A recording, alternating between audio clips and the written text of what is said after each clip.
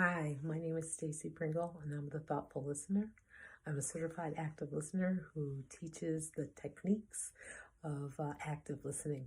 So, last Saturday, we just had a very successful active listening workshop. Thank you, all the attendees, for being there and all of your insights and wisdom that you shared regarding your experiences and for practicing and dedicating yourself and time to learn more about active listening so you can implement it in your life. So, again, thank you, everyone who attended.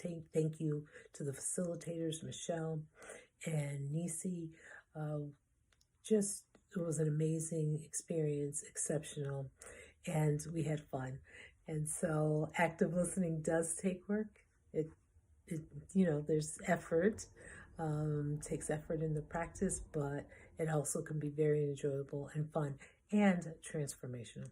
And that's what's important, that active listening is transformational. So in the month of May, I will be focusing on learning, and learning is one of the 6 foundational practices of the thoughtful listener. And the others are listen, understand, resolve, and learn, practice, transform. So at the beginning of the year, I started focusing every month on one particular element or key component of the principles and practices of the thoughtful listener. And in May, it will be learning.